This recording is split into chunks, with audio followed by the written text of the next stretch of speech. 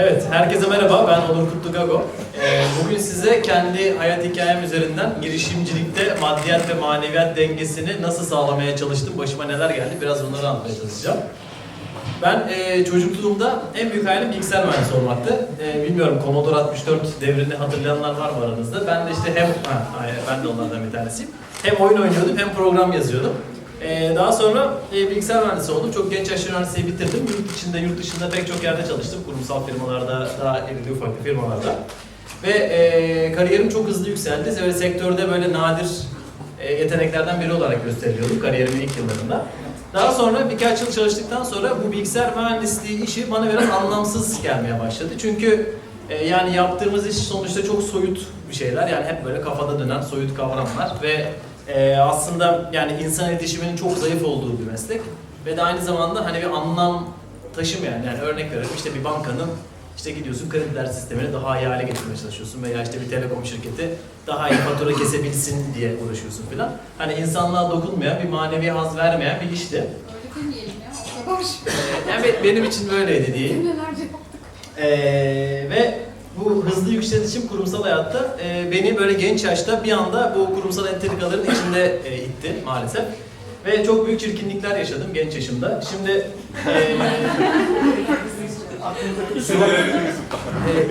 isim için LinkedIn'den geçmişime bakabilirsiniz. Bugün o arkadaşların hepsine teşekkür ediyorum. Çünkü benim genç yaşta hani bu çirkinlikleri görmemi sağlayarak bir adım atabilmeme vesile oldular. Yani çünkü hepimiz kurumsal hayatta bazı çirkinlikler yaşayabiliyoruz ama çektiğimiz acı yeterince büyük olmadığında maalesef konfor alanını terk etmeye cesaretini gösteremiyoruz. Onlar sağ olsunlar bana öyle büyük acılar yaşattılar ki ben de konfor alanından çıkabildim. Benim yani o noktadan sonra kendi hayallerimi gerçekleştirmek istedim. Artık başkasının hayalleri için değil, kendi hayallerim için çalışmak istemiştim. Ve yazılımı bırakmaya karar verdim. Tutkularımın peşinden koşmaya karar verdim ve hani beni biraz da manevi olarak besleyecek işler yapmaya karar verdim. Benim en büyük tutkum kültürlerle alakalı. Biraz buradan bahsedeyim. Geleneksel kültürlere çok meraklıyım. Yani kültürler arası farklılıklar, kültürler arası diyalog, bunları işte arttıracak, geliştirecek, bunları başardığımızda insanlar arası işte hani sevgiyi arttırabileceğimizi, savaşları azaltabileceğimize inanıyorum ve benim yani tutkulu olduğum alan budur. Ve daha sonra bununla alakalı olarak kendi işimi kurdum. Deneyim seyahati diye bir konsept ortaya çıkarttım. Deneyim seyahati nedir? Böyle biraz fotoğraflarla göstermeye çalışayım. Biz yurt içinde ve yurt dışında bir yere gittiğinizde sizi orada çok özel yerel insanlarla bir araya getirip birlikte yemek yaparak, birlikte el sanatı yaparak, birlikte zanaat yaparak, birlikte müzik yaparak o kültürü yakından tanımanızı sağlayan küçük gruplarla geziler düzenliyoruz.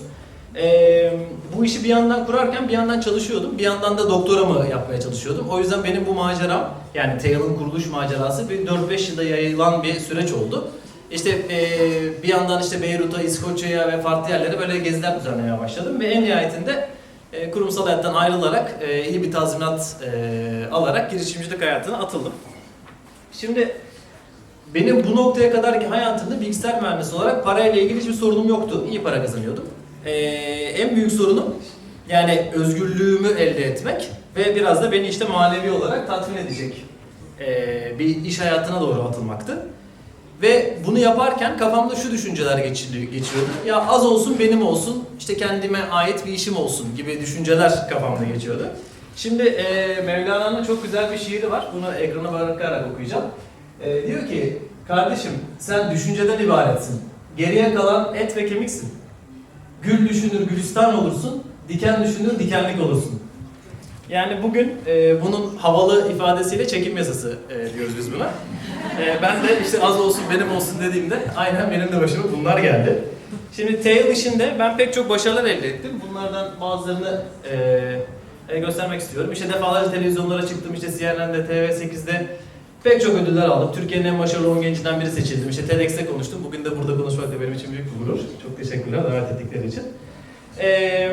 Ve yani manevi olarak büyük bir tatmin yaşadım. Neden? Çünkü insanın kendi yarattığı, kendi ortaya çıkardığı bir kavramı başka insanların beğendiğini görmek gerçekten büyük bir haz veriyor. Ve bunun yanında o kültürlerin, geleneksel kültürlerin devamına bizim katkıda bulunabiliyor olmamız ve insanların o gezilerde yaşadığı paylaşımlar gerçekten çok büyük bir haz veriyor. Yani iş hayatımda o güne kadar yaşadığım hazları, bütün başarılarımı düşündüğümde belki böyle 100 kat, 1000 kat daha büyük bir haz veriyordu. O yüzden manevi olarak gerçekten çok tatmin oluyordum. Ama maddi olarak maalesef istediğim sonuçları alamıyordum. Çekim yasasından dolayı. Ve bu yüzden ben bu işimin yanında, yani deneyim seyahati işinin yanında bir iş daha yapmaya karar verdim. Ve Amerika'daki startuplara, Silikon Vadisi'ndeki firmalara büyüme danışmanlığı yapmaya başladım. Burada hani dolarla para kazanayım, hani az zaman harcayarak çok para kazanayım, kalan zamanımı da TL kullanayım gibi bir düşüncem vardı. Ve şöyle düşünüyordum, aslında o maneviyat, maddiyat dengesini böyle sağlayabileceğimi düşünüyordum. Yani bir işten para kazanayım, öbür işte de maneviyatı yaşayayım, işte böyle bir denge sağlarım gibi düşünüyordum. Bu beni böyle inişli çıkışlı, çalkantılı yıllara itti. Hani bir dönem hani o danışmanlık işine yoğunlaştığımda tamam çok iyi para kazanıyordum ama Tail'la ilgilenemiyordum. Tail'la ilgilendiğimde de bu sefer para kazanamıyordum. Böyle bir dönemin içinde bulundum. Ve daha sonra yani iki işi yaptığımda işte maddiyat dengesini yakalayamıyordum. Peki yani sorun neredeydi? Neden o dengeyi bulamıyorduk? Şimdi bunları size birkaç maddede özetlemeye çalışacağım.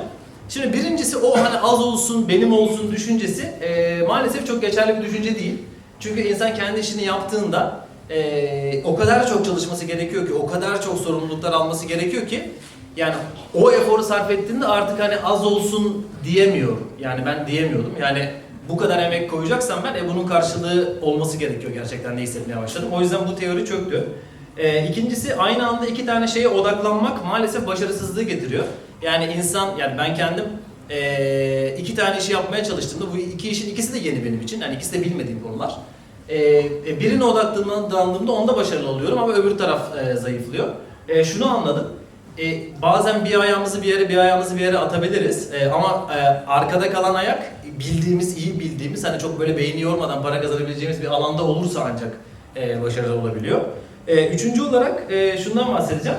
Yani tutkulu olduğun şeyden para kazanamazsın diyor. Bütün büyük iş adamları bunu söylüyor. İşte Warren Buffett'lar, Bill Gates'ler. Ben bunları zamanında ilk duyduğumda çok yani kötü karşılıyordum. Diyordum ki yani ne kadar para gözü bir insanlar ya, hayatta her şey para mı diyordum. Sonra bunun adamların ne kadar haklı olduklarını anladım. Neden? Yani hayatta her şey para olduğu için değil. Hani tutkuyla parayı bir araya getirmek sağlıklı bir fikir olmadığı için. Neden? Çünkü bizim genelde tutkulu olduğumuz konular ticari olarak çok büyük değer içermeyen konular oluyor. Yani niş alanlarda genelde tutkularımız oluyor. Benim de tutkum işte geleneksel kültürler üzerineydi. İkincisi şu. Şimdi bir işi genelde hani bize tutku veren kısmı o işi yapma kısmı. Yani hani bir şeyi yapmaktan dolayı biz tutku duyuyoruz. Ama sen bir işletme kurduğunda maalesef işi yaptıran insan olmak zorunda kalıyorsun. Yapan insan olamıyorsun. Zaten o tutkulu olduğun şeyi yapmayı bıraktığında zaten tutkunu yaşamıyor oluyorsun. Oradan da zaten tutku kayboluyor. Üçüncüsü de girişim yapmak çok riskli bir olay. Yani girişimlerin istatistiksel olarak %97'si batıyor. Yani günün sonunda para kazanmamız gerekiyorsa hani neden bu kadar riskli bir alandan para kazanayım ki diye düşünmeye başlamıştım. Dördüncüsü şu. Şimdi yani özgür olacağım. Ben işte maaşlı kurumsal hayattan çıktığımda ya işte özgür olmak istiyorum, özgür olacağım. Kendi işimi yapınca özgür olacağım zannediyordum.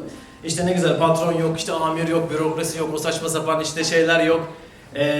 Ne bileyim işte şey yok, kurumsal entrikalar yok filan, oh özgürlük diye düşünüyordum. Maalesef kendi işimi yapınca özgürlüğümü tamamen kaybettim.